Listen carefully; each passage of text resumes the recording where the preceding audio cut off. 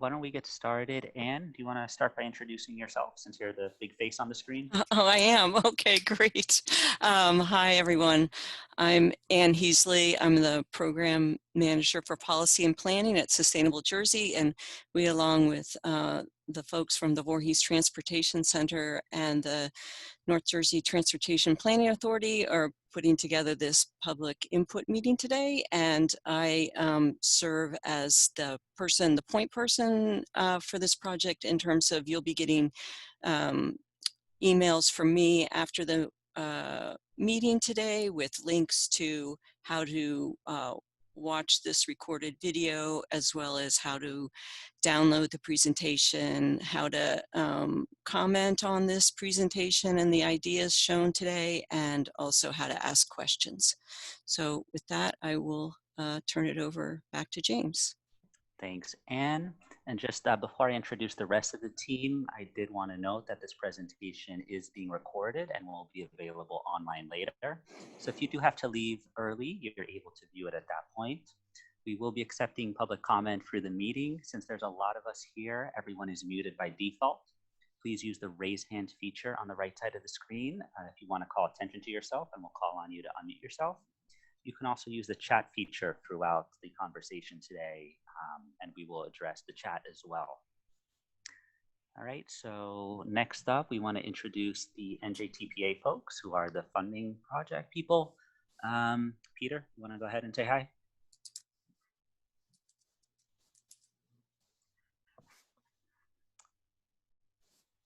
Peter Bilton, let me ask to unmute you.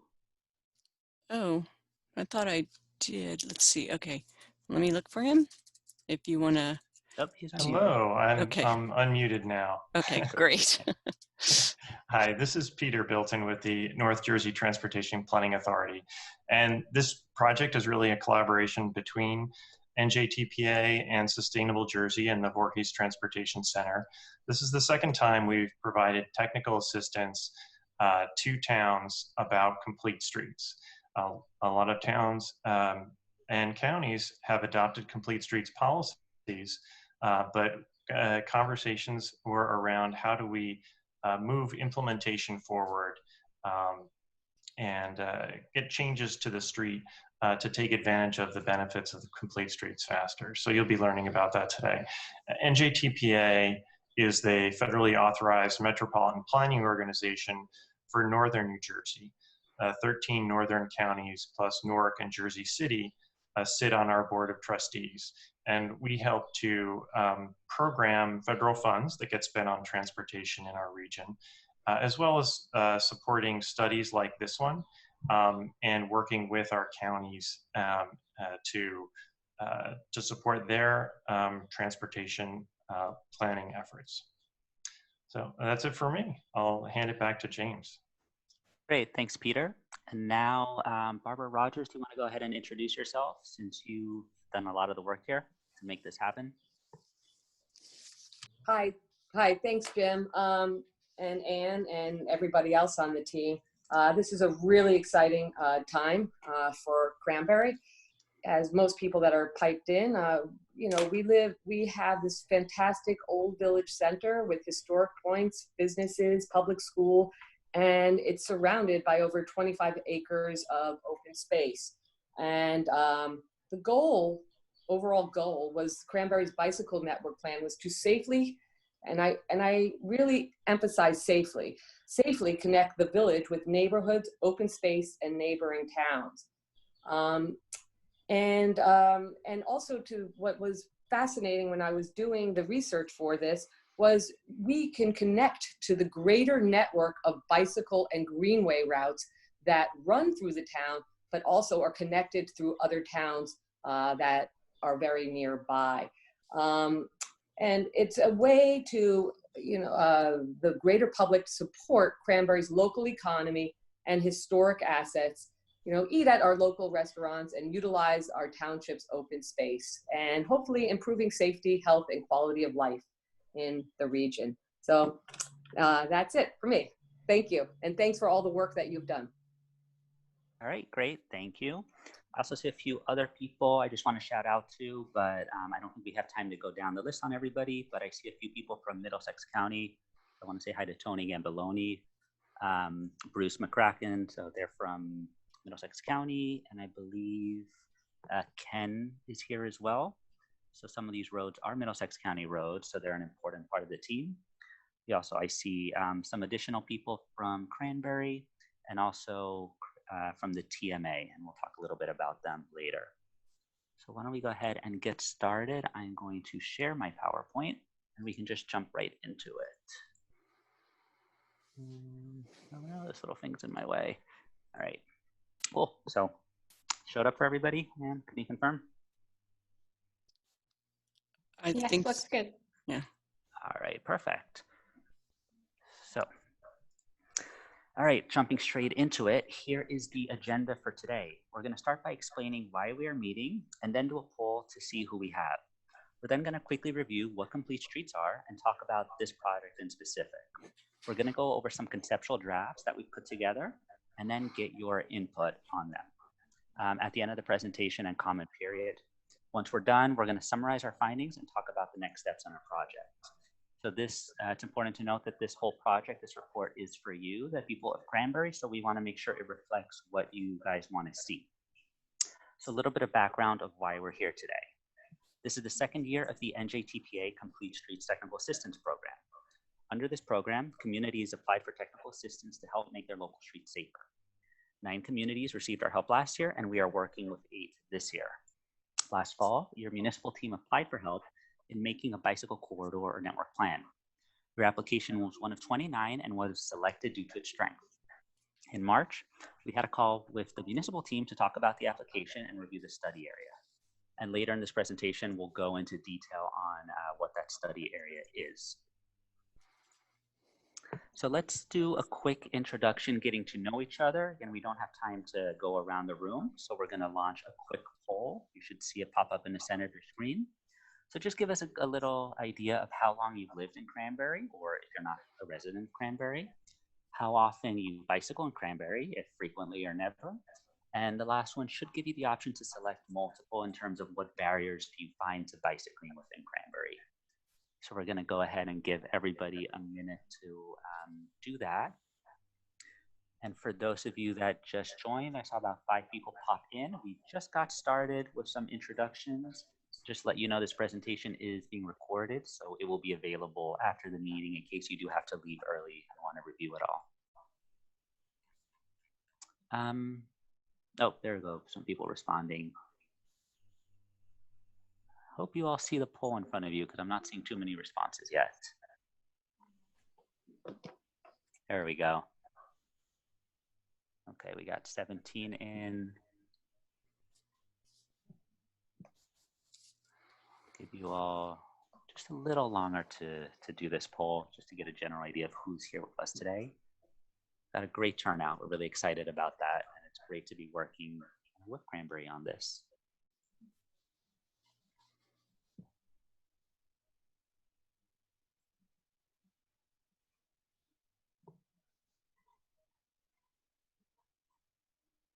While we're finishing the poll, I want to say hello to Mayor Matt Scott, who's joined us as well. Thank you for being part of the team here.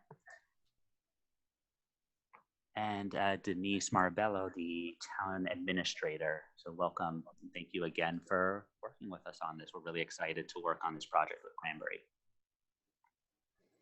All right, I'll give you all 5 more seconds to finish the poll here.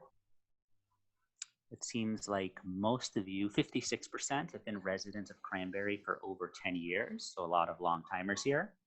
It's followed by 24% who are not residents at all but are interested.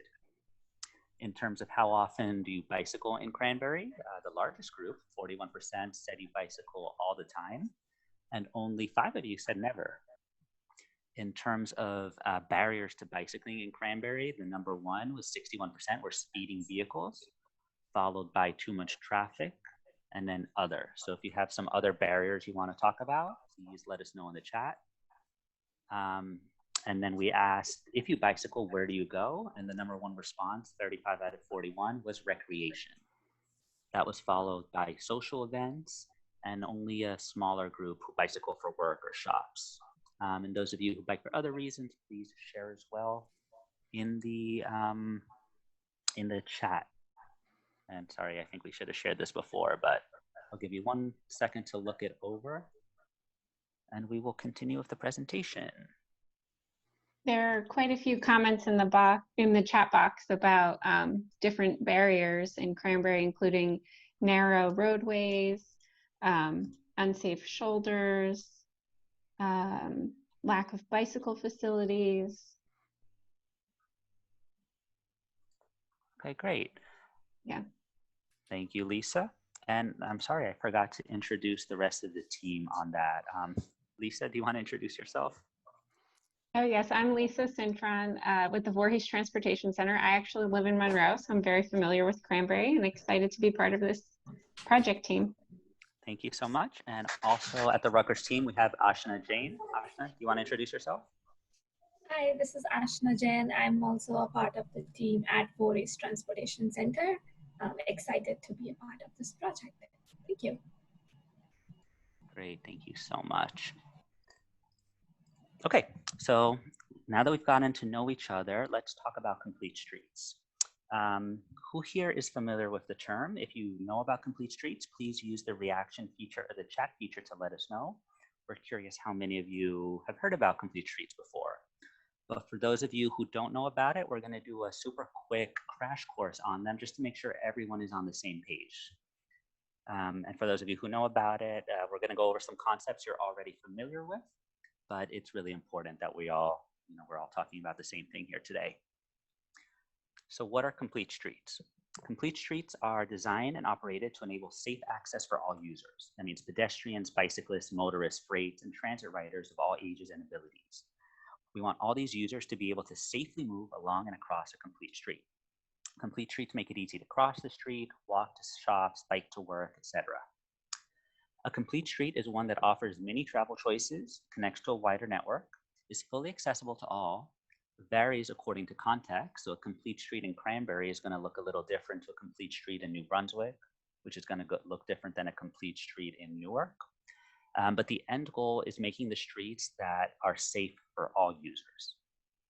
What are the benefits? Well, the benefits are range and they vary. They promote healthy lifestyles. They provide connections to local destinations. They help create more livable communities. They can reduce traffic congestion and reliance on carbon fuels, which can reduce greenhouse gas emissions. And they make fiscal sense for the municipality by incorporating sidewalks, bike lanes, etc., into the design of a project. And they can encourage economic investment in the community. A lot of people really value communities that are walkable, bikeable, and by building out these features, you make your town even more attractive than it already is. So how does a complete street actually create these benefits? So design affects what we do and how we do it, and how happy we are doing it. So look at this top photo here. Does this look like a place where you want to drive or to walk?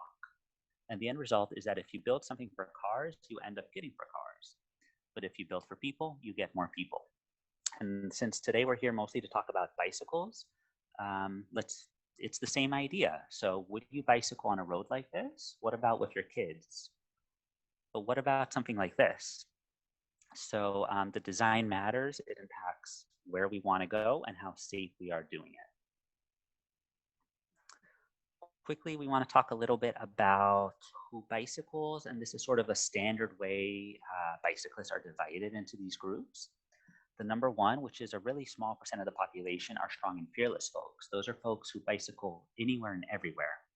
They love to bicycle and nothing is going to stand in their way. But they are a small group. A larger group, about 5 to 10% of the population, are classified as infused and confident. They're a little more picky about where they bicycle, and they'll prefer low-stress roadways and paths when available. That's the group I personally fall into. The largest group, most of the population, are interested but concerned. These are people who've biked before and likely have a bike or two in the garage, but they don't do it often because they don't feel safe. This group, when they do bicycle, they do so in parks as part of like a special event or occasion. It's not a daily thing or even a monthly thing. And then of course, some people are just not interested in bicycling at all. Could be due to a physical condition or just, it's not their cup of tea. However, this group, they do have friends and family members that are interested in biking. This is a map of Cranbury showing roads, existing roads categorized with a bicycle level of comfort metric, which can also be called a bicycle level of stress. Level 1, which you see in green here, which is actually not in Cranbury, are off-road trails only, little to no stress. These are the kind of roads that are suitable for everyone, including children. Level 2, little traffic stress. These are suitable for most adult bicyclists, but demand more attention, especially for children who might feel challenged. The interested but concerned group, they're comfortable riding in this 1 or 2 levels. Level 3 is a moderate traffic stress. So that's really comfortable for those only who already ride bicycles frequently, the enthused and confident group.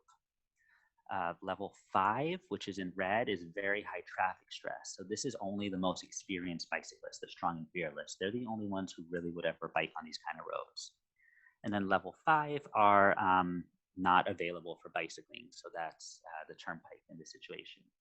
And as you can see here, most of Cranbury roads are level 3 and 4. So only a small percent of the population is comfortable bicycling on these kind of roads.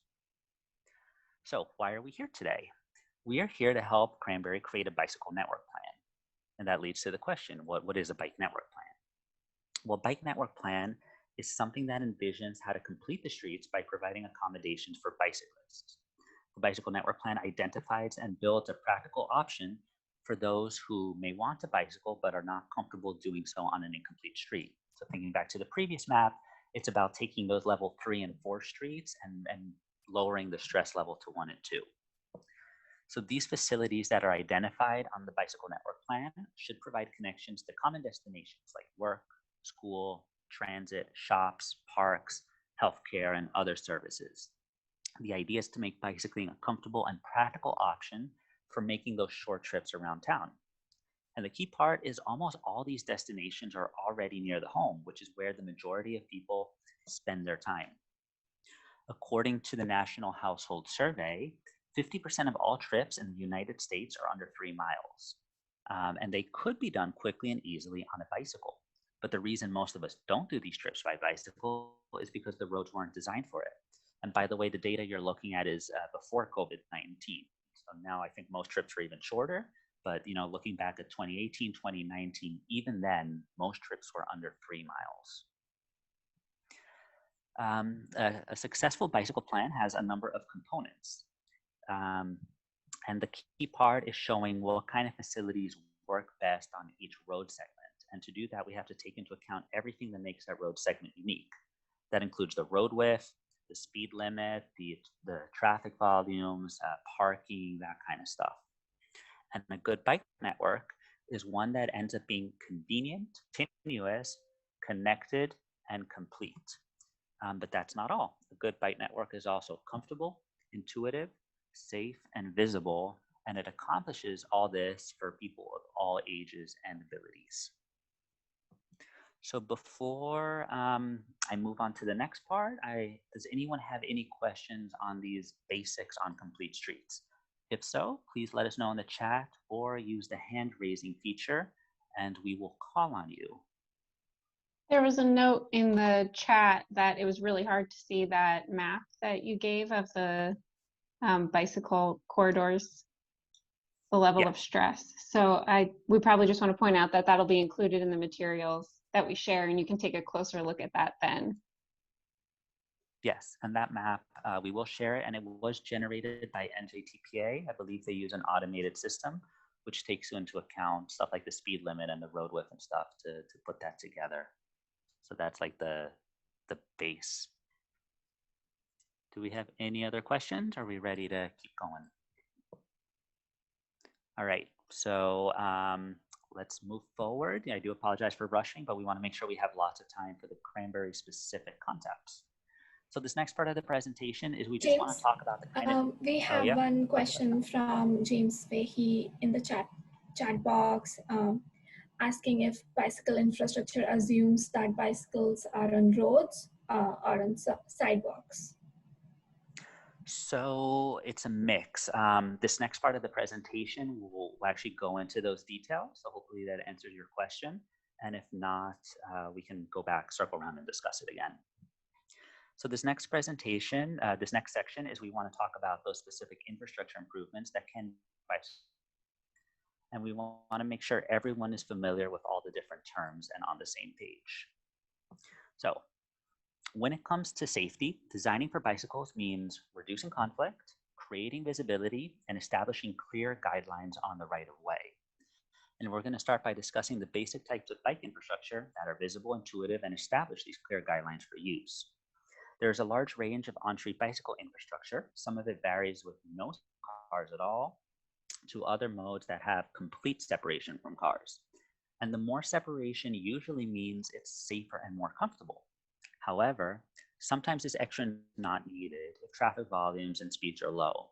And of course, building completely separated trails and stuff is more costly than using what's on the roadway. So we're going to start with absolute least separation. This is something called a shared lane marking or a Sharrow. The purpose of these is to remind motorists that bicyclists have full use of the lane, which is the law in New Jersey, and also to remind bicyclists to ride away from the edge of the street, so to assert themselves closer to the center of the lane. However, these offer no physical separation from other modes. They're likely to help existing bicyclists, but they're not really successful at getting new people to bicycle. According to the New Jersey Complete Streets Design Guide, which is where a lot of what we use to base our recommendations, Sharrows are only appropriate for roadways with a speed of 25 miles per hour or less, and with traffic volumes of under 2,500 vehicles a day. The photos you're looking at is an example in Camden on the left and Patterson on the right. This next example is what some municipalities like Boston on the left and Long Beach, California on the right have tried. It's an experiment called a super Sharrow, which adds additional visibility. The rule is the same. It's still a shared lane between cars and bikes, but the added paint makes it even more clear that bicyclists belong. Currently, none of these exist in New Jersey, and they do require approval to experiment. A common treatment in residential neighborhoods is something called the Bicycle Boulevard. A Bicycle Boulevard combines Sharrows and signs with more significant design treatments to help prioritize bicycle travel. This is usually done on secondary roads that parallel a main street. Common treatments include extra large Sharrows, slow speed limits like 15 miles per hour, things like mini roundabouts, speed bumps, traffic diverters, the kind of stuff that allows bicyclists to use the route, but really encourages motor vehicles to not use the roadway. They can be a great way to create an attractive bicycle route to popular destinations like train stations or high schools. And they're most effective when they encourage drivers to not use the roadway. Most people are comfortable biking on these kind of streets because bicyclists are the priority. And the photo on the right there is in New Jersey in Ocean City. That was the first New Jersey example. Moving on to bike lanes, this is something I think most of us are familiar with. What a bike lane is a designated space for bicyclists on the roadway. You need at least 4 feet next to a curb or 5 feet if there's street parking. But if you can go larger, that's always better. When even more space is available, a painted buffer can be added to create even more distance between bicyclists and other vehicles. Creating this buffer can also help narrow the size of the lane, which can help reduce speeds. So how effective a bicycle lane is at getting people to ride really depends on the context of the roadway. If it's a high-speed corridor or a very busy commercial corridor with lots of people going in and out of parking spaces, a bike lane is still actually only going to be comfortable to those confident bicyclists. The images you're looking at on the left are from Cherry Hill, and the one on the right is from Camden as well. So the next level up, which offers even more separation between bicyclists and vehicles, is called the protected bike lane. This puts a physical barrier between cars and bikes, and the barrier can be a concrete medium, or it can even be parked cars. Studies have shown that most people feel comfortable riding a bicycle on a protected bike lane because there is limited interaction with other traffic.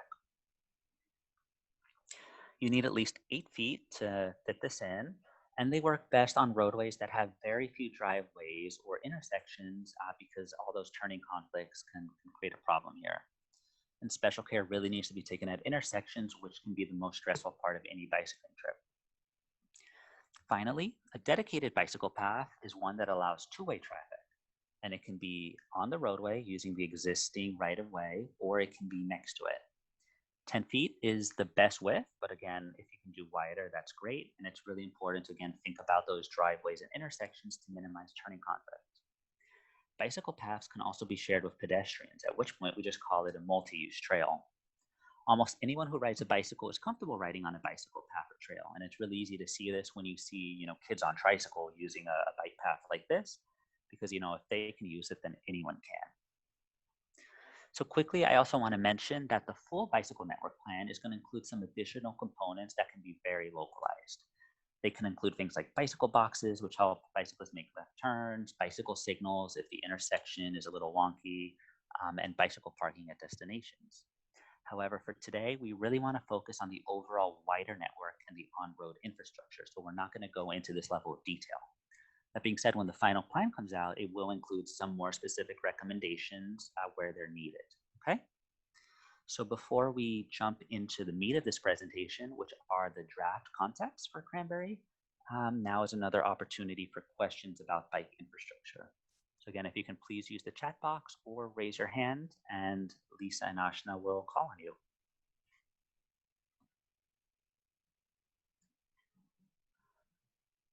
There are a number of great comments about biking in Cranbury that aren't actually questions, but we'll have all of these comments in the recording too, so that we can look back to them when we're putting together our final report. Mm-hmm. Yes, please keep sharing those comments and we'll definitely take them into consideration. There is one question though, from Tim Rogers. What is your source of information for specs on contraflow bike lanes? Great. So we primarily rely on the New Jersey Complete Streets Design Guide, which is a manual that was released in 2017 by the New Jersey Department of Transportation. So because it's released by New Jersey DOT, it's something that any municipality or county can rely on without having any legal issues or anything. In some cases, if it's not something available in the guide, we also use federal design guides like the AASHTO design guide, the MUTCD, which is the Federal Manual on Uniform Traffic Control Devices, which every municipality and county must follow. And in some cases, we use other design guides that are again either approved by the federal government or the state government. So one of them that we looked at is there was one recently approved by the Federal Department of Transportation on rural complete streets, which one of the concepts we talk about today is in that guide and not in the New Jersey guide. Do we have anyone raising their hand?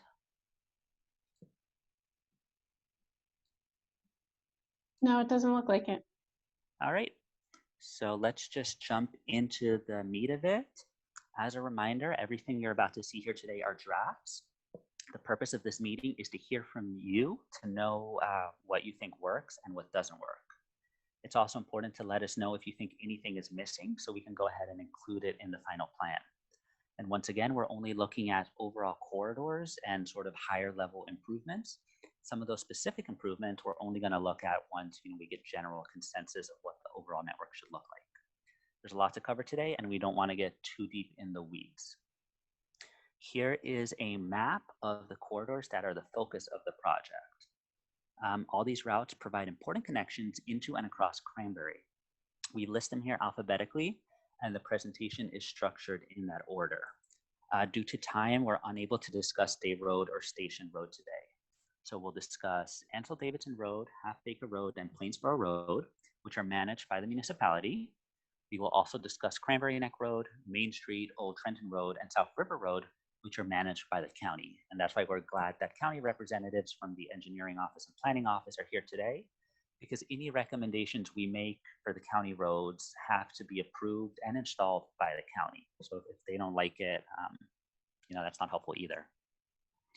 And again, we're just going to go through these alphabetically, not in any order of importance or anything else. So we're going to go ahead and start with Ancil Davidson Road, which connects Cranbury Neck Road and Old Trenton Road. As you can see on the map on the right, so the roadway is lined with farms and open space, including a nursery. The speed limit is not signed, which means by state law it defaults to 50 miles per hour. Daily vehicle traffic is pretty low, 2,900 vehicles per day. The roadway has one lane in each direction and is 24 feet wide. So one of the challenges with this road is that these high speeds, 50 mile per hour, and the narrow width really limits what kind of bicycle improvements can be added here. So I'm going to talk about a potential option, which is the one I was mentioning comes from that new Rural Complete Streets design guide, which is a very innovative solution. And it's something called a advisory shoulder or advisory bicycle lane. This is an experimental treatment that doesn't yet exist in New Jersey, but there are about 20 examples in the US. That being said, it's a very common treatment in Europe, which is why US planners and engineers are starting to use it over here. So what does this do? Well, currently, Ancil Davidson Road has a broken yellow line which divides directions of traffic. Now, it's pretty standard. That means if a driver is driving and they want to pass a bicyclist, they need to move over into the opposing lane of traffic to pass the bicyclist. An advisory shoulder is similar, except instead of that center marker, it actually marks how much space a bicyclist needs to be passed safely. So this treatment removes the center line. If you think in terms of driving behavior, it's similar to a residential road that doesn't have any striping at all. Typically when you're driving down one of these quiet residential roads, that's like a cul-de-sac or whatever, people typically just drive in the middle and then they sort of move to the side when they see oncoming traffic. That's the same idea here. To make this possible on a road like this, the speed limit would have to be lowered because you can't really do this safely at 50 miles per hour due to the distances you travel at that speed. One advantage of this kind of proposal is that if slow speed farm equipment are using the roadway, this helps them as well in sort of defining that space. Here's another just showing how that sort of ends up. You have that advisory shoulder and this two-way center travel lane, which drivers either drive in the middle or towards the edge, depending on the traffic situation. Here is what the road looks today. And here is an example of a similar roadway with that kind of treatment. So it's not, it's very similar width and the open space and the speed. So, this is what we have now. And that's sort of what that striping looks like. Now, again, in addition to the striping, you have to lower the speed limit for that kind of treatment to work. And it's possible that we will need to add traffic calming strategies to help enforce that lower speed limit. If you change the sign from 50 to 30, that doesn't mean people are suddenly going to start driving slower. You need to do a little else to get them to obey that speed limit. Here is an additional signage and striping that tends to be included with the advisory bicycle lane. This is a project in Burlington, Vermont that sort of helps explain to drivers what they're supposed to do. So because this is a new treatment, it does require added education as well. And that's how that signage looks in person in the Vermont example. And again, the reason this is being proposed is because the 24 feet width doesn't really allow us to fit any bike lanes or anything else on the roadway. So we're trying to see if this kind of idea is something you folks at Cranbury would be interested in having as a recommendation. So that's it for Ancil Davidson Road. Do we have any questions or comments? Please use the chat or raise the hand. James, there's a question in the chat about whether the advisory shoulder model will be intuitive for drivers not residing in Cranbury and just driving through, which I guess this picture helps to explain. Right, that's why it's important to have that sign up to make sure, because this is a new concept. And I don't see any other questions. Have any hands raised? No.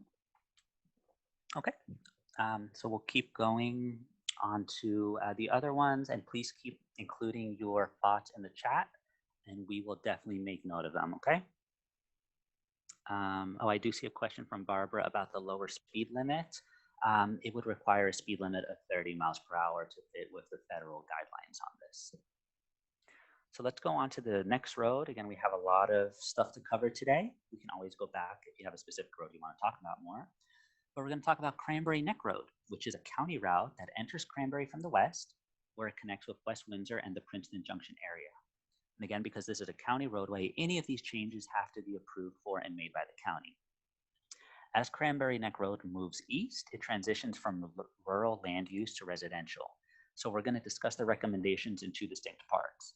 The first part is from John White Road to Ancil Davidson Road, and that's the part that's with the dashed line on the map you're looking at. This section is 24 feet wide, has a speed limit of 50 miles per hour as it passes next to the farms and open space. And you can see the daily vehicle is about 3,200, so it's a little higher than Ancil Davidson Road, but it's the same roadway width and the same speed limit. So due to the higher traffic volumes and that speed limit, an advisory bike lane may not work here. We also, widening the road is probably not desirable, although, that's feedback we would want from you, but due to the environmental impact, it might not be possible here.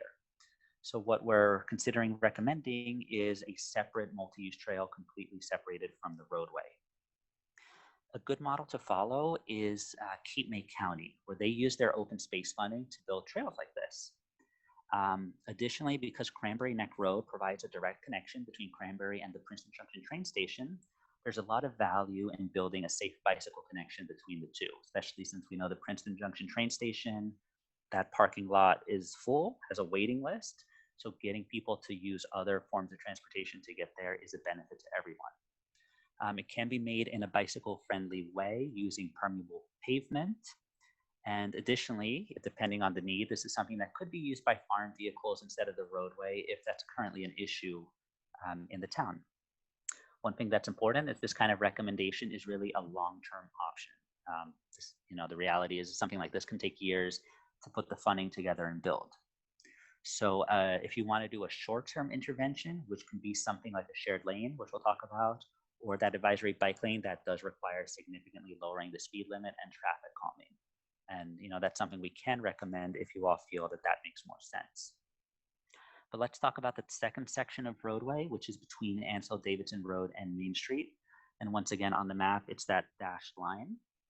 Here, the speed limit decreases from 50 to 35 and down to 25 miles per hour.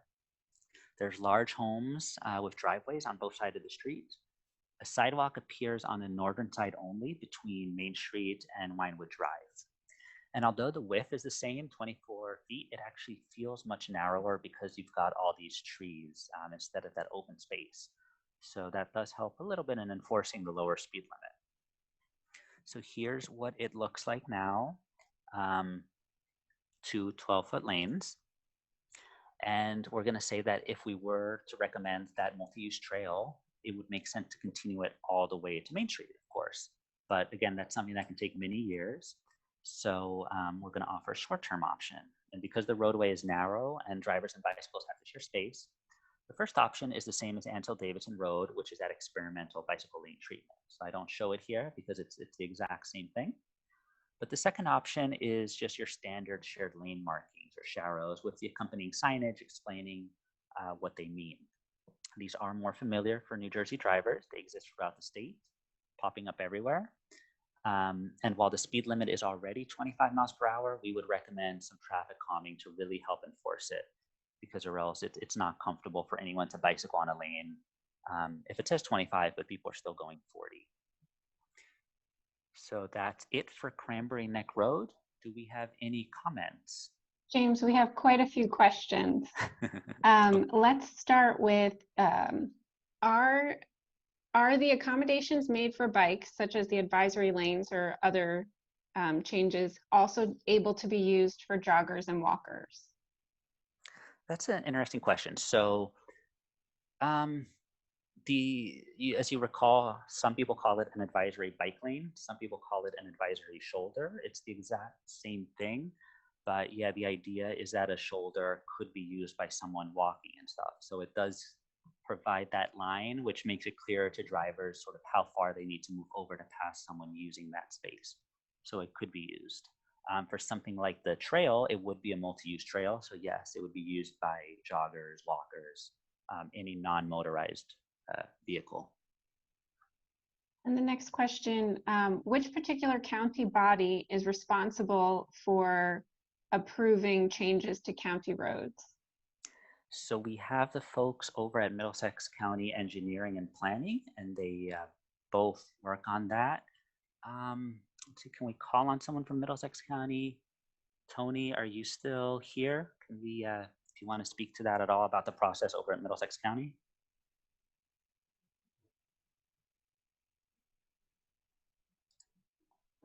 If not, who else was from Middlesex County? Oh, we have Bruce I McCracken. am. Oh, Hey, who's that? Ken? Bruce McCracken's This on. is Ken Frederati. Hey, Ken. So let's hear Okay. from you first. I'll If you can mute- answer the question. One more time with the question so I make sure I provide the response you're looking for. so if there are issues on a county road or changes involving bicycle lanes, who would be in charge of approving these changes at the county? Typically, if we were to make an improvement to a county road, we would probably enter into an agreement with the local municipality to apportion whatever needs to be apportioned. If it's going to be a bike lane, separate bike lane, who's going to pay for the improvements and so forth. Let me just turn off my other phone that keeps ringing here. Sorry about that. I hope that answers it. So I think even if it was a striping change, we would have to enter into an agreement with the local municipality. So we would memorialize what we are going to do and what the town's going to do. Is that it? I think that answers your question. Yeah, absolutely. So our next question, James, is about acquiring land along the roadway for bike paths. So if the bike path is not on the road, is it still a county project, and how is that land acquired? Yes, so that, Okay, I don't know. I mean, if it, again, this would, I keep on jumping in, but again, on the municipal road, I'll let them talk. On the county road, any improvements within a county right of way or land adjacent to the county's right of way, whether it expands or not, would be part and parcel of the agreement we would have with the local municipality. So that would all be determined based on the negotiated agreement. right. Yes, so if it's within the existing right-of-way for the roadway, it's the county. If it's something that's built further out, something like this example in Cape May, that is something where an easement or purchase would need to be done with the property owners to allow this to happen, which is why it's a longer process since it does require a good amount of funding to build it like this. This might be another county question too. So what coordination is there between municipalities for connecting multi-purpose paths between municipalities?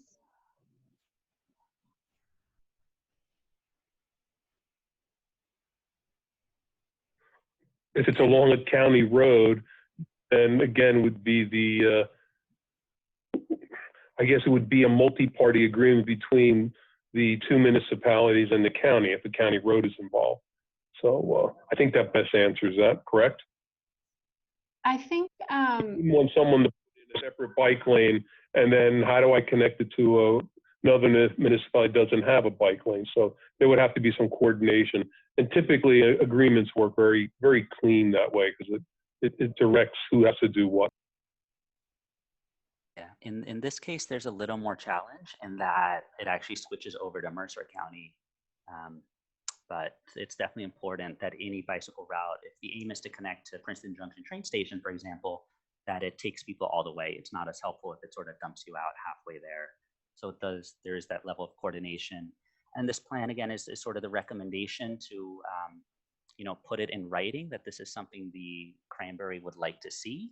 And at that point, once you guys have that report, that's what you use to go to the next step, which is applying for grants from, it could be from the State Department of Transportation Bikeways program, which is great for these kind of corridors, to apply to the open space program to get funding for it, or all those different programs as well. So once you have it in a report that shows that this is something you're aiming for, that's what you need to move forward to the next steps.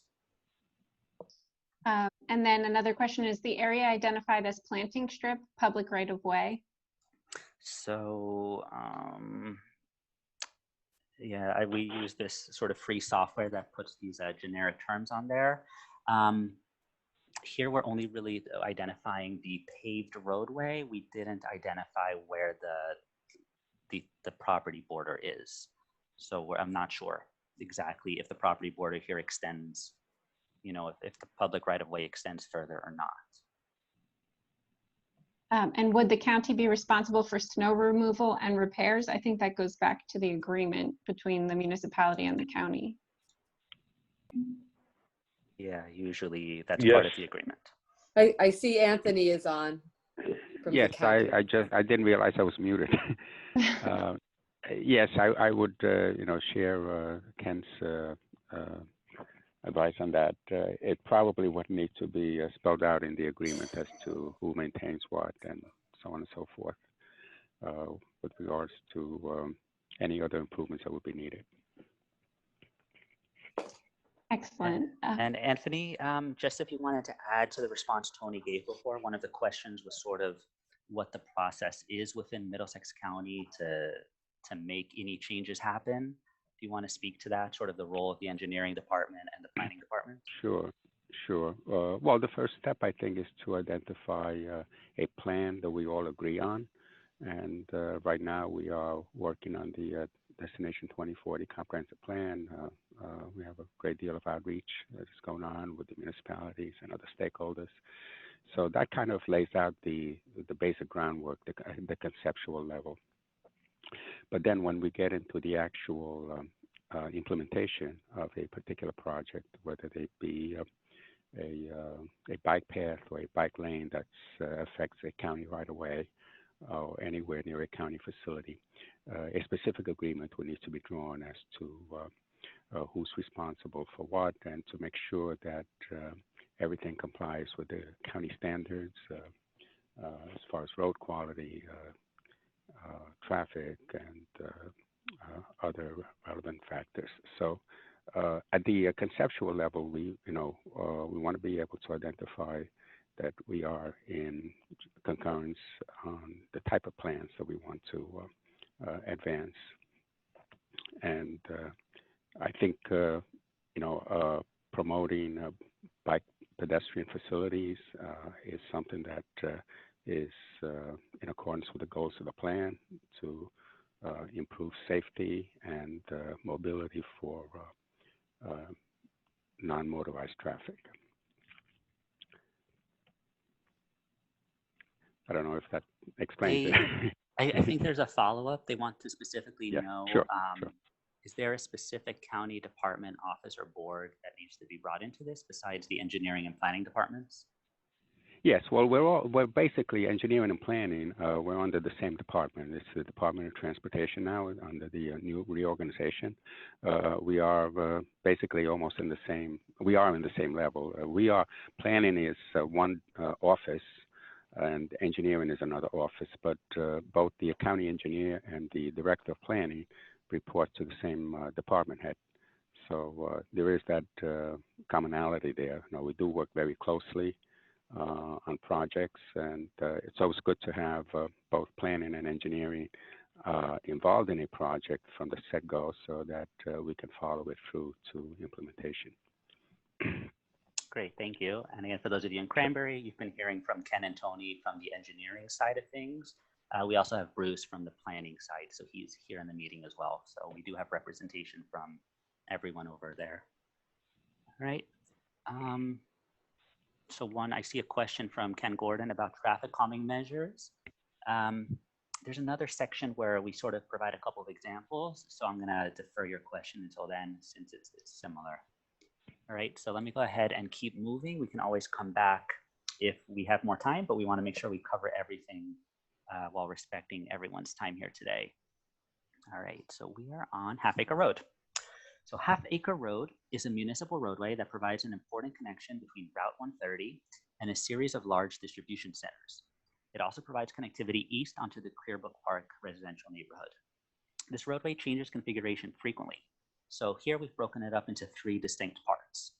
The first section that we discuss is that dashed line on the map between Route 130 and Bloom Drive. This is what it looks like. It's 50 feet wide. There's just 1 lane in each direction, but parking is technically allowed. At intersections, a turn lane is added.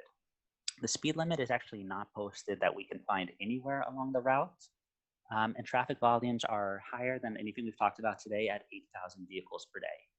So the land use is industrial, and again, this is a municipal roadway. This is what it looks like. Again, two very wide lanes. Parking is allowed, but maybe not that frequent, at least from what we observed. And this large width actually allows us to fit in buffered bike lanes and parking on one side of the street without widening the road or having to do anything else. So going back, you see two very wide lanes, and the recommendation is to maintain two standard lanes, to add buffered bike lanes in each direction, and still designate parking on one side of the road if that parking is needed. At intersections where that turn lane is added, the parking would be removed to allow for the turn lane. So that's sort of what it looks like at the intersection. But as you can see here, it's still wide enough to offer two lanes of travel, a turn lane, and those buffered bike lanes within the existing right-of-way. The second segment we're going to talk about today is as we move east of Bloom Drive, Half Acre Road widens to 62 feet. Here it's striped with 4 travel lanes and turn lanes. However, because the roadway has less lanes both east to the west in it, the 4 lanes are not needed here, since that traffic's just going to bottleneck on each side where it goes back down to 2 lanes. But this configuration has been in place since at least 2002 from what we've seen. The speed limit is still not posted, and we have those large distribution centers on each side of the road, so we expect a lot of trucks to be here. So as you can see again, it's very wide. We have 13 and 12-foot traffic lanes, a center turn lane, and we actually have sidewalks here as well. But what we propose to do is to reduce it back down to 1 lane in each direction with a turn lane, as it is in the section before and after it, while having those protected bike lanes. Now, in this sketch here, you have that 4-foot median sort of in the middle. The idea here is that basically you have so much space, you can do a lot of things with it. So not necessarily a median. It's just that this roadway is so wide, you can fit these wide protected bike lanes and the travel lanes and the turn lane, and still have room left over if you want to do something else with the space. So potentially you can add parking if that's something you need, although we don't really think it's something people would use, since the distribution centers have their own large parking lots. And then as we continue east, the roadway narrows again. Oh, there we go. All right, so this time it goes down to 36 feet. We're going to talk about specifically as the roadway goes over the New Jersey Turnpike, because that really defines the capacity, as this bridge is not something that can be replaced easily or at all, that. So basically, if any of our recommendations fit here, which is the hardest part to change, it'll fit everywhere. And the good news is, this is what it looks like now. You have 2 lanes. The graphic says buffer, but it's actually just a standard shoulder. It's just this software calls it a buffer. And you can go ahead and just fit in protected bike lanes in each direction using that existing space as well. So yeah, basically you can have bike lanes for the vast majority of Half Acre Road. So let's, any questions or comments about Half Acre Road? There's one question about the turning lanes, about whether they would need to be extra long in order to accommodate the trucks slowing down and turning into the warehouse. So the turning lanes, we would just sort of keep them as what they are now, because the idea is really to think about the width. So what the turning lane really does in this example is it just replaces that parking area, which is it's the case it is now. So we're not proposing any changes to that. If the municipality thinks that the turning lanes are a problem right now, we can always make a mention in the report that they should be lengthened as well. James, I saw that there was in the chat from Mayor Scott a question about whether it was easier to make changes to county roads or municipal roads. So I don't know if you want to try and address that at some point. So I would say it's easier to make a change on a municipal road, because that is, your road. There's less levels of approval to go through, less people have to sign off on it. And as long as the designs meet those standards, which we believe they do in all cases, that's something you can implement quickly. So what a lot of municipalities do is, if you're planning on repaving the road anyway, just as you repave it, you just put in the brand new striping. So there's no additional cost, since you're going to repave and restripe anyway. If it's repaved, it's not being repaved for 10 years or something, at that point you would have to go in and erase the previous markings and put in the new ones. is something you would have to identify funding for. That being said, every town in New Jersey gets local aid from the state level, and DOT actually encourages a certain percentage of that to go to bike ped funding. Right now, they're not enforcing the percentage, but they do encourage you to use it that way. So they definitely want to see you use some of that funding you get for these road projects to include bicycle accommodations.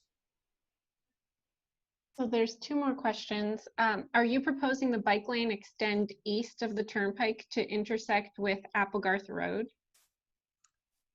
Let's go to that map. So here we're only showing the bridge itself. As you move east, the roadway does widen again. So yes, we would propose the similar treatment. It's not on this presentation, but it should fit as well. It's just a little more complicated because it sort of weaves in and out. So it doesn't make as much sense to show it with these kind of diagrams. You really need a plan view, which we would include in the final report. There's also a question about if there are any measures of current bike traffic on any of these roads or forecasts for future traffic after these changes? And how will Half Acre Road bike traffic compare with Station Road traffic? I do not believe we have any data on that. All these numbers are from counters that just really focus on motor vehicles, so we don't have those numbers. I don't think we had the bike numbers. I think they were all car numbers. Yeah, I mean, one thing we can look at is Strava shares maps of like where the recreational bicyclists like to go, and it would show if, you know, Half Acre Road is more popular than Station Road. That's not something we've looked at yet, but that gives a little idea. It's only a very it's not a detail. They don't give you numbers. They just say people prefer this road when they're doing their Strava runs. And that doesn't represent any of the people who bike to work. So if anyone is biking to these warehouses, they're likely not using Strava.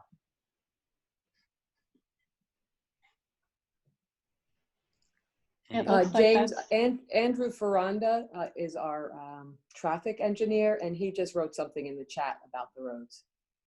Lisa, if you want to read that. Right, so he mentioned that the roadway between Santa Fe and the turnpike has been widened and turn lanes were added for recent warehouse development. Also, the traffic signal is coming at the intersection of Half Acre Road and Liberty Way. Okay, great. Thank you, Andrew. So we definitely want to get the updated schematics for what that looks like. Hopefully someone at the township or yourself can share it with us to make sure we're showing the most updated ones.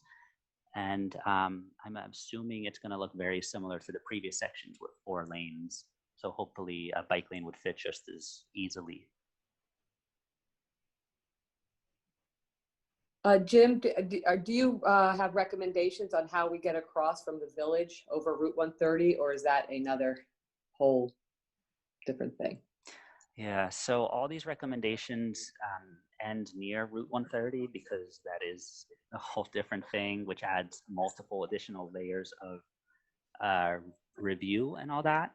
And it's something we might be able to look at if we have time in the final report, but we don't look at here. Just to be honest, that's, yeah. That's a state, that's a state road? Mm-hmm. Yes, that's state DOT. Thank you. And one more question, are the traffic numbers pre-COVID? Yeah, all these traffic numbers, some are 2017, some are 2018, some are 2019. They're all from the state that does these, or the county that do these traffic counts occasionally. So we always try to use the most recent one, but none of them are from 2020.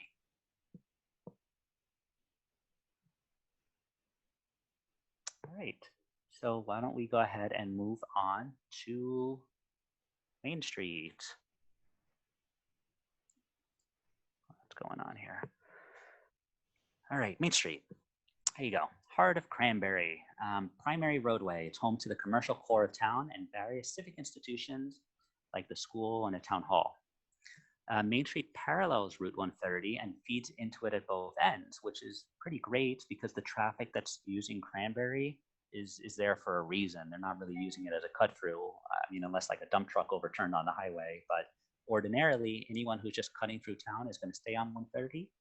And the people who need to use Main Street are the ones using it. And that's why you see a pretty low daily vehicle of only 2,600. That being said, even though it is the main street, this is still a county roadway as well. We're going to look at 5 locations along Main Street because it changes a whole bunch of times. We're going to start at the southern end near Route 130. You can see on the map the dashed line between Route 130 and St. David's Church. It actually changes more than 5 times, but we don't have time to go over every detail, so we only picked the 5 most representative spots. Near the intersection with Route 130, Main Street is bordered with open spaces. It starts out 40 feet wide, but quickly narrows down to 26 feet, which is the first part we're going to look at as seen on this picture here. So here is how that space is currently split up. You have one travel lane in each direction, you have shoulders, and one thing is that the shoulder is not even. There's parts where like the grass is on the roadway, so it's not strictly, it changes a little bit. And so our first potential option we're going to look at is where we narrow those lanes down to 10 feet, which provides you a bike lane in one direction and a shared lane in the other. And what this can also do is, because there's no sidewalk here, is that bike lane at 6 feet would also give people the opportunity to walk if they need to by providing a little more separation from cars. So it can help facilitate some travels by pedestrians. And the other direction would be a shared lane. The second option is to maintain it exactly as is with those shoulders and just add the shared lane markings in both directions. And in both these examples, we would recommend lowering the speed limit from 40 down to at least 30 miles per hour. So the next section we talk about is from St. David's Church down up to Old Trenton Road. Main Street widens after the church. There's a wide shoulder on the right side here, which is for parking as well. And then on the other side, there's just a standard shoulder. Both sides of the street have sidewalks, and you have that fairly new residential development. This is sort of what it looks like. Those the lanes, they're not evenly sized. You have the shoulder on the left, the parking shoulder on the right. And what we propose doing is we have enough space to add 2 standard bike lanes in each direction using the minimum sizes for travel lanes, for parking lane, and for the bike lanes. So it's a little tight, but we can fit it in using the standards approved by the DOT. And again, we would propose the speed limit at 30 instead of 40 here. Continuing on after Old Trenton Road, Main Street enters the downtown area. So here we're looking at Old Trenton Road to Bunker Hill Street. The road actually widens here again, but still consists of only 2 travel lanes, 1 in each direction. This is really the town center, so we have sidewalks and crosswalks, and the speed limit is lowered to 25 miles per hour. Still the county road though. We're really focused on the areas you sort of see in the photo. It's a little different in front of the lake, and again, that's one of those details that'll show up in the final plan, but we don't really have time for here. So as you can see, even with parking, there's plenty of space left over since the travel lanes are wide, 16.5 feet, which is definitely wider than you need. And you can very easily add standard bike lanes just by adding that extra bit of striping. So there's really not much that needs to be done here to add these bike lanes. One advantage as well is the bike lanes help reduce the width of the driving lanes, which should help people drive a little slower because it feels like they have less space to do so, even though they have more than enough at 11 feet. Additionally, these bike lanes, I saw one of the chats, people were concerned about people biking on the sidewalk. Adding these facilities on the roadway should help encourage people to bike on the roadway instead of using the sidewalk. On our next section, which is a really small one between Bunker Hill Street to Plainsboro Road, we're talking about this because the roadway narrows again down to 40. Here we're starting to exit the town. The commercial area ends. We're back to residential. There's a little bit of on-street parking allowed, but it's not striped. So it sort of looks like this. You have your 12-foot travel lanes and your parking lanes. And in order to continue those bike lanes out of town like this, you would have to remove parking from one side of the street. And what side of the street, you know, it's not a big deal. It's the same, it's symmetrical, but you would lose about 5 parking spaces in order to continue those bike lanes a little further out.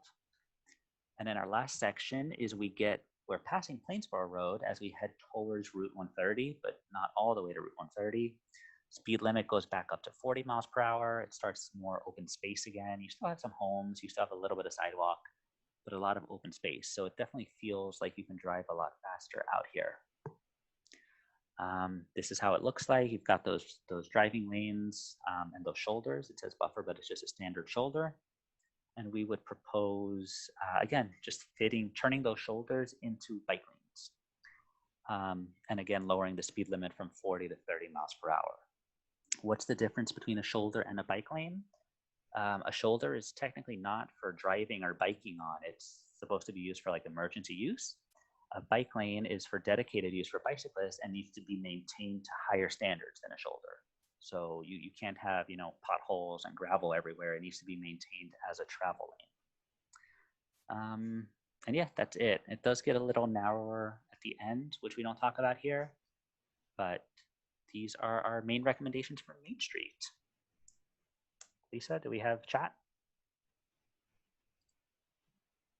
No questions, just a few comments about Robert Rogers cheered you on a few times, but did say that it would be difficult to get the speed limit lowered.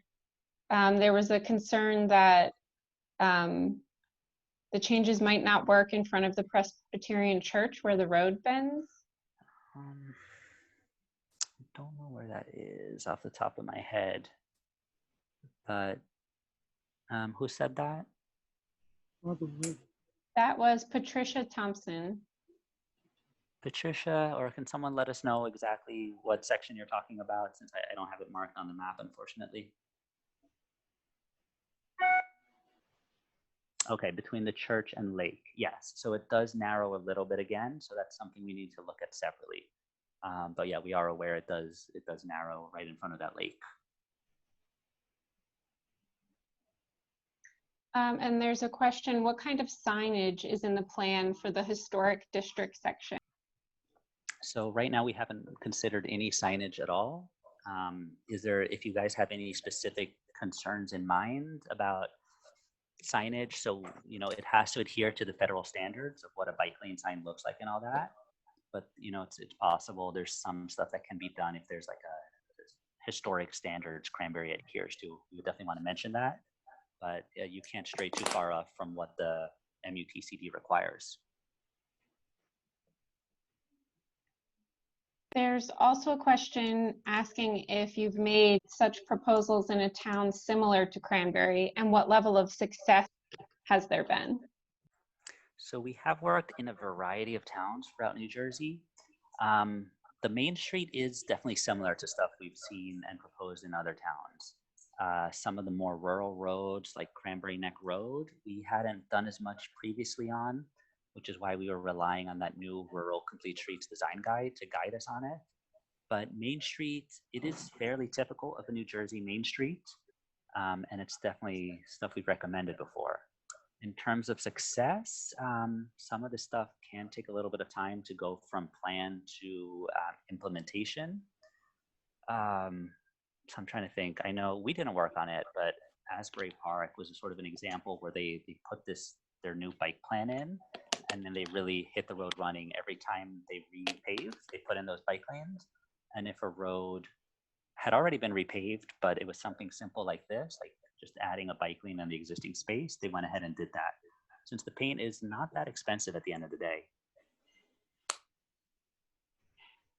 There is another question about what possible use can be made of historic disused rail right-of-ways in Monroe and West Windsor. So that's something we haven't looked at. For this plan, we're only looking at the corridors. It's a pretty small grant to put this together, so unfortunately we aren't able to look at everything, but that's something we can mention in the plan that should be looked at.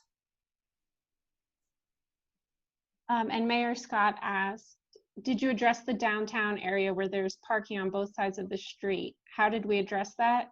It's very heavily bicycled by school kids, so it's an important part of the bike plan.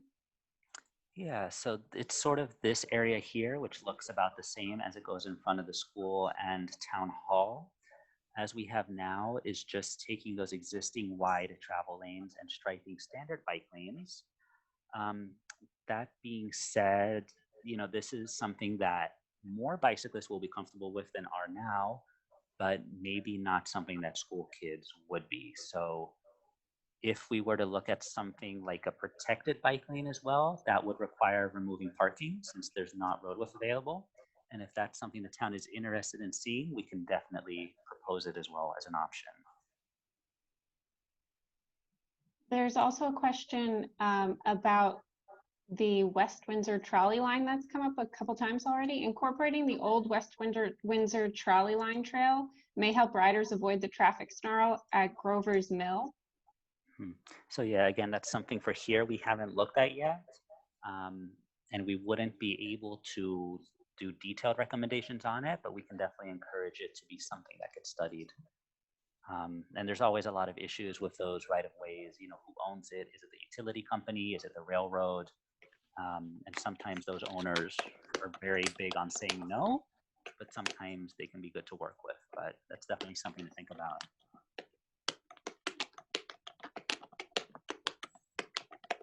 And then there was just a comment that said, thank you for your hard work. And they'd like to see more dangerous roads prioritized, such as Cranberry Neck and Plainsboro Road, where there's very high speeds and heavy bike and pedestrian usage. Okay, and we do have Plainsboro Road coming up. We still have a couple more to do. All right, so I think that's it. Does anyone have their hand raised, Lisa? No.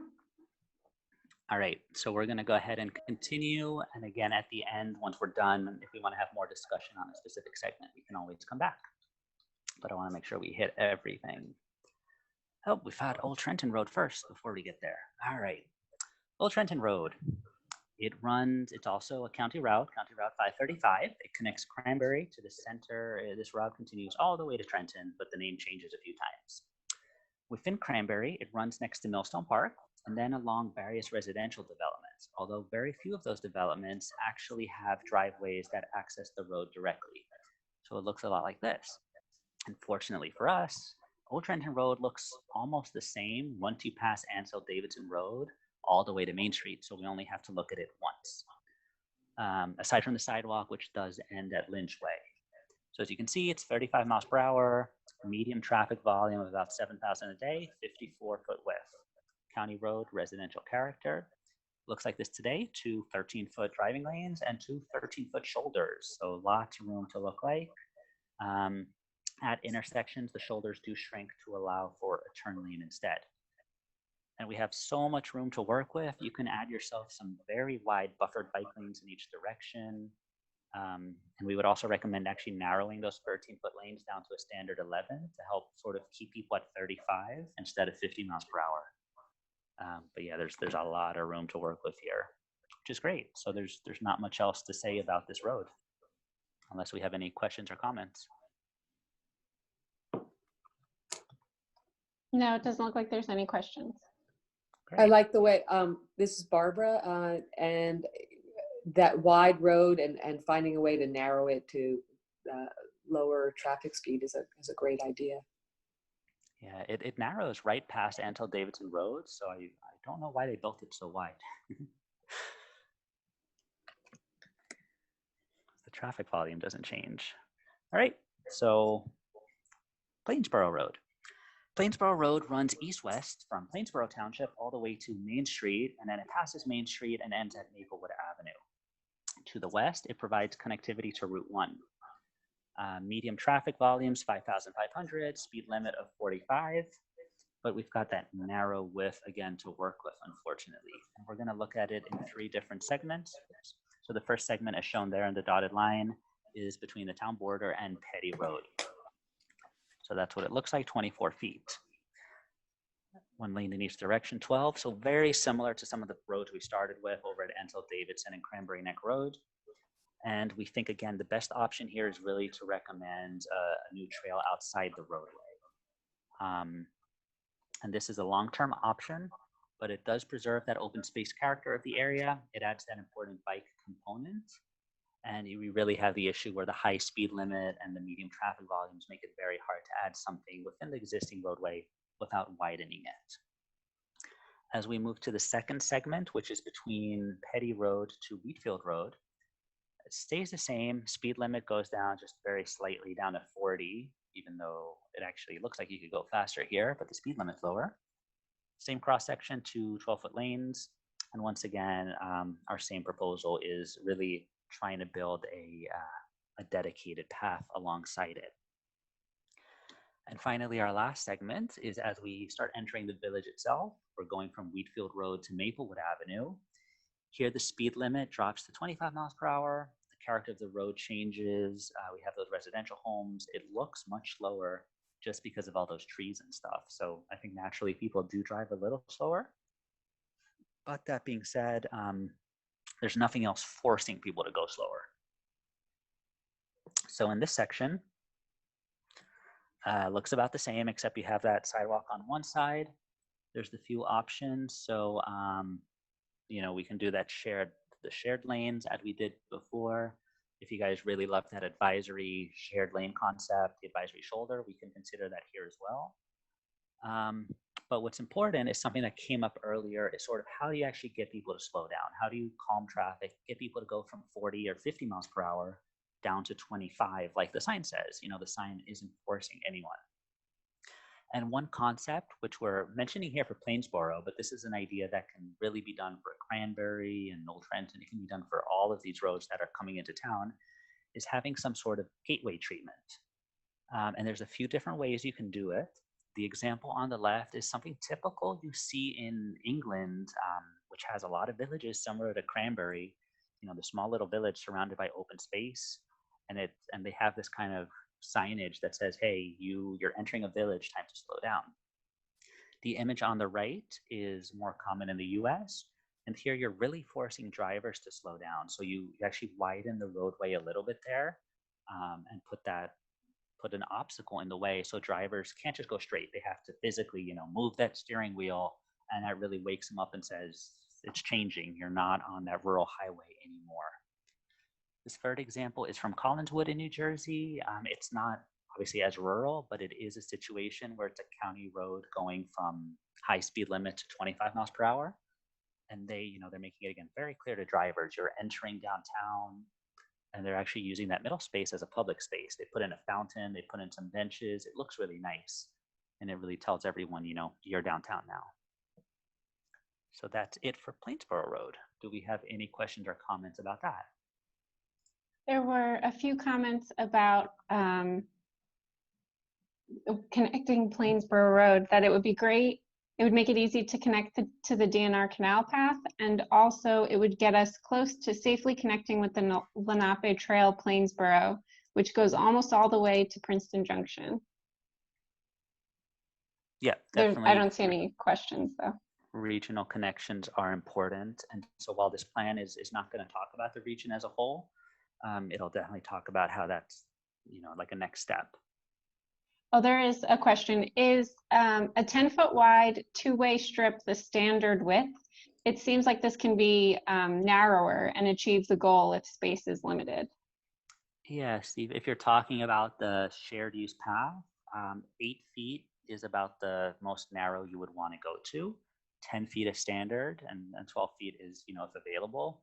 But yeah, if there's environmental issues or land constraint, you can do 8 feet as well.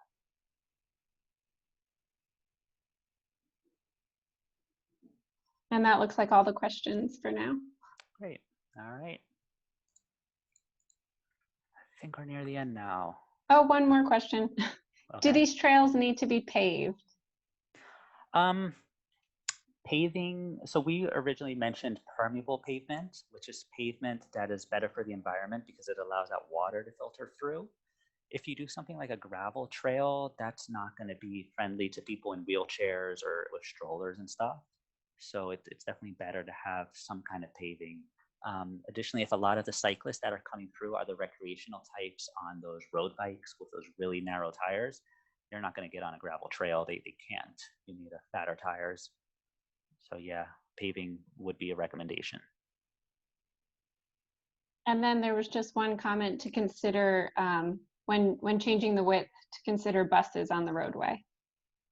Right. Yeah, we don't mention buses anywhere in this presentation, but we definitely we think about them. So we'll just double check that we have all those bus routes mapped. All right, so let's get to South River Road, which I believe is the last one we talk about today. It's another county route. It's a primary connector between Route 130 and New Jersey Turnpike. The roadway provides direct access to many of the large distribution centers, and as such, it has the highest traffic volume of any roadway we've looked at today. Tons of trucks. It also has a 50-mile-per-hour speed limit. So busy, busy, busy. We're gonna look at 3 different segments. The first is between Route 130 and Liberty Way. This section, we've got 2 northbound lanes and 1 southbound lanes. And we're also gonna look at it near an intersection because there is a turn lane there. So, you know, if we can fit something where the turn lane is, you can fit it everywhere is sort of the general idea. That's what it looks like today. As you can see, all the lanes are wide. You know, we've got 13.5 and a 12.5 foot lanes. We got that 12-foot turn lane, and we have those pretty narrow shoulders. And our proposal is that you can fit in standard bike lanes while maintaining widths that are appropriate for trucks. So 11.5 is still a truck width, but you can fit in those bike lanes. That being said, because of the really high traffic volumes and all these trucks, it would be better if in the long term, instead of bike lanes, you had a separate path, just because it can be uncomfortable biking next to these trucks as well. But in the short term, there is enough room to fit in bike lanes and fit in the turn lane and fit in the existing lanes. Now, as we move east, we pass Liberty Way. The roadway widens up to 75 feet, allowing 2 lanes in each direction and a 2-lane center turn lane. Speed limit's still 50, traffic volume is the same. This is really wide here. Oh, and there's sidewalks too on each side of the street. Here's what it looks like. You got those really wide 14-foot lanes, 12.5-foot lanes. You got that shoulder. It's not fully even, which is a little odd, but that's what it is. And we can go ahead and still fit those bike lanes in, maintaining those standard truck-sized travel lanes. And you can even add a little bit of buffer between the bike lane and the travel lanes because you've got so much space to work with here. And then in our last section, the roadway narrows to 56 feet. Go ahead and lose our sidewalks. We've got 1 lane in each direction with a center turn lane. And you've got a shoulder only on one side of the road, but not the other one. So even though the roadway is narrower than previous segments, it's still pretty wide, which gives us space to work with. So simply by sort of shifting those lanes, you don't need a 15-foot center turn lane. You can still fit a truck in 13.5. You can fit those bike lanes in each direction with a little bit of buffer. And that gets you up to the town border, which is, that's about as far as we go there. And it does change again a little bit beyond that, which we'll look at in the final report. But this is what we have here. Any questions and comments about South River Road? It doesn't look like there's any comments or questions. Right, I see. And yep, again, this all will be recorded, so you can browse this at your leisure later, and we will share the presentation as well if you want to spend a little more time looking at some of these numbers. Jim, will some people need to jump off because of work, needing to go back to work. Will they have opportunities to write in their comments? I think Ann Heasley said that. Yes. Oh, sorry. Yes. So please send any comments and suggestions to heasley@tcnj.edu. It's on your screen right now. Have a few weeks to do that. Try to get it to us by July 13th. Yeah. And yeah, James, I just want to jump in and say that I will be sending out to everyone who registered, which will not just the people that were attending today, a link to the recorded presentation. It'll provide you a link to download the slides here today. It will also direct you to a place where you can provide comments to us, and that will be up and available till July 13th. And then it'll also give you my email address if you have any questions. So we will be sending that out in the next couple of days. That's terrific, Ann, and maybe we can coordinate with the township and get a big communication out to the town where comments could be sent, and also for the slides to be looked at. Sure. And a little bit about the process. So once we get all your feedback, we'll make those changes and start putting together the draft report. That then gets reviewed by the Cranbury town and also by Middlesex County. They need to review it as well. We then take that feedback and incorporate it. It then goes to NJTPA. They provide their feedback. So there's a lot of feedback steps. So a good opportunity to get your thoughts heard. James, there's one question that would probably be good to clarify. So someone asked that it seems that there are numerous needs for eminent domain, such as on Plainsboro Road. Is this really necessary? And are there bike lane solutions that don't require taking property? I think we just need to clarify the right of way. Yeah, so let's go to one of those examples. Like here, you really, on a 40 or 50 mile per hour roadway like this, the standards don't really allow us to do like the shared lane markings, even though bicyclists are completely entitled to use the road space. So to provide that dedicated space, the only options are really to widen the road or to build a separate path like this. Both of them are costly and do require engaging with the landowners, either as an easement or as a purchase.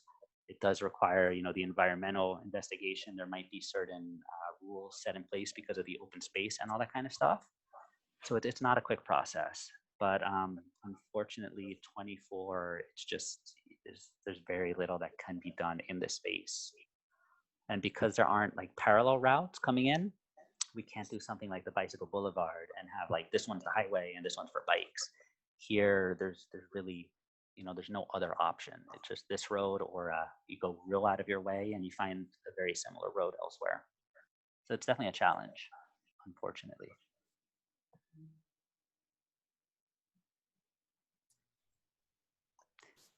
Jim, does your technical assistance, does it ever recommend like closing or like a road one way or like on a day or anything like that? I mean, if like a permanent road closure? No, just temporary, like one day a week or anything like that. You don't go into that type of thing, do you? No, we can recommend it as part of the report, like having an event. Yeah, like it wouldn't go into extreme detail of how to do it, but as a way to get more people to bike in town, build like community engagement. Absolutely, yes. And if you have a specific area in mind where you think that would work, please let us know. Okay, we'll find out whether the public's interested in something like that, and we could put that in. Yeah. Any other comments? Does anyone have their hand raised if you want to make a spoken comment? If not, chat is available. And again, we're done with our presentation, but we're happy to stay on a little longer to address any comments or concerns. And we can always go back to some of the previous roads we discussed if you felt you wanted to look at that in more detail. Yes, Jim, this is Tony Gambolonghi. Hey, Tony. Yes, hi. What is the time, the target date for completing the report?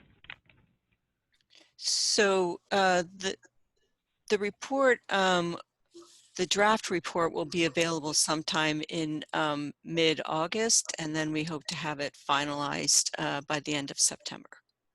Okay. Also, while we're here, since we didn't have time before, are TMA folks still on the line? Maybe introduce yourself just to talk a little bit about what you do. Jerry, did I see you? Jerry Foster, you're still here, right? Well, and this is Bill Neary from Keep Middlesex Moving. Oh, hey, Bill. Okay, Keep Middlesex. And I see Chris Gonda as well. So let's start with you and then go to Chris. Well, I just posted on there about how we can assist in many ways with numerous entities that are involved in this. The NJTPA, the county, DOT, and Cranbury. We can keep the communication between things moving because we work with all of those entities. And at the same time, I'm not so sure directly except support the projects that are going along, work with the 2040 Destination 2040 plan with the county and see that we can try and move this thing a little quicker. I think you pointed out some of the major issues. Certainly nothing like this is going to be easy. So I think a TMA can at least be part of a bridge that could work with different types of things to to help and assist in all the ways we can. And then at the end of the day, help go to public outreach so that the people know what you're doing, because the minute you start doing something different, there's going to be people who don't like it at all. And we can try to work with public entities that way, and we can work with the private people and the businesses. You're talking about some of those major distribution points. There are some issues that really have to be resolved there with their trucks too, to worry about bicycles on those highways, something they're going to be concerned about. Yep, definitely. And public engagement, we have a great turnout here today, but we definitely want to make sure more people are made aware of the plan and have the opportunity to comment. So well, please feel free I'll to just share. throw one more thing in there. You asked for Jerry Foster. He may have left, but Jerry Foster is with the Greater Mercer TMA.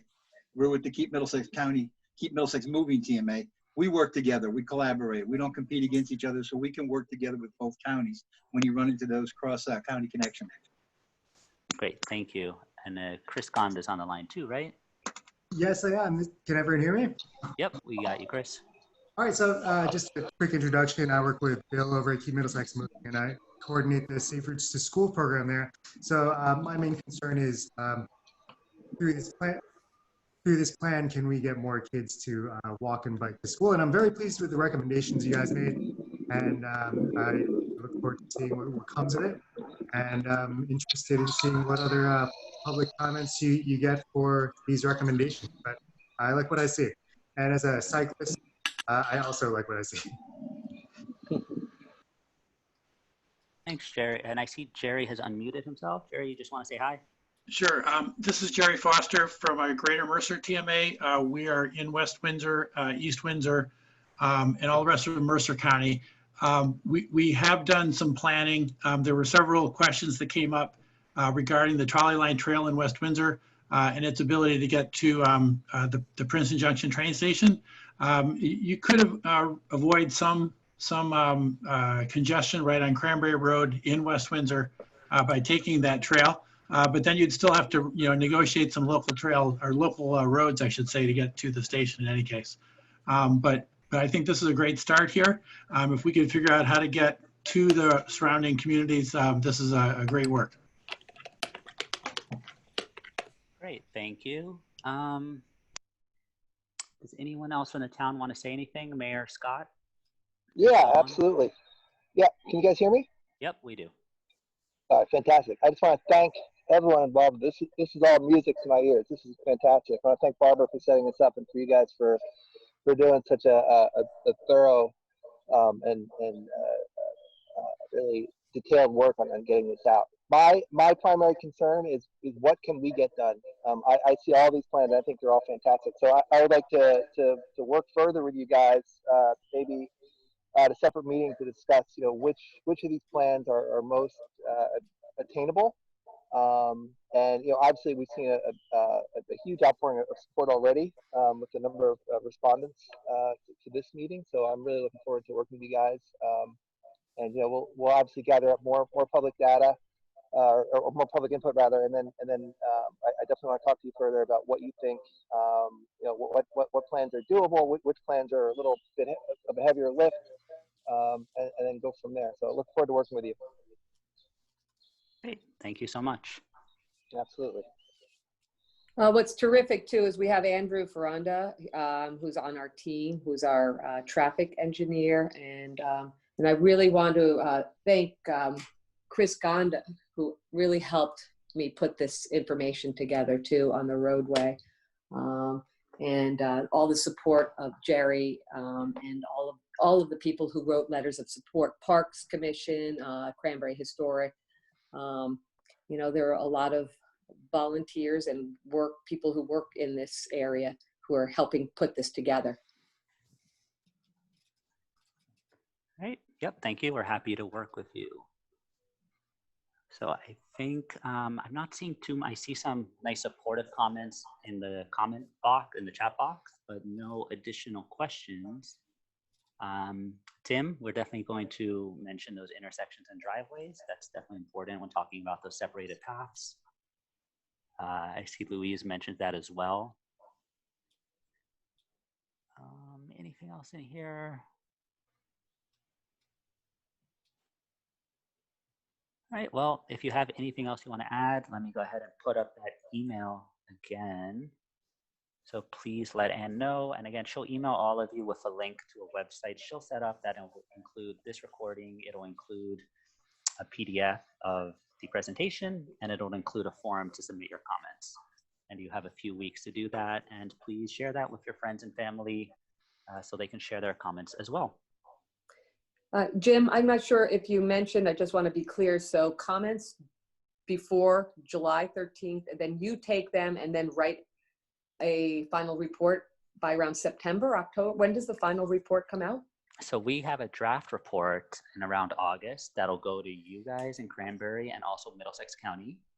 At that point, you know, you can let us know of any additional things we're missing or issues, and then we take those comments, make those changes. We send those to NJTPA. They have their review process, and we hope to have the whole thing published by the end of September.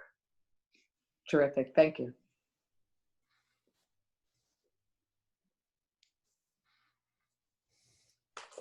All right, so thank you all for coming. Yeah, and we're done. We don't want to kick you out, but have a good day. All right, I'm going to go ahead and close out the meeting. Thanks, everyone. Thank you, Ann.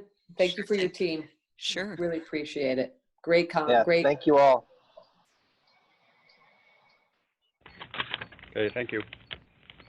Thanks, guys.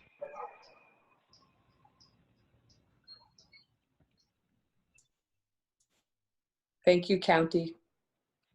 Okay, you're welcome. Thank you for inviting us.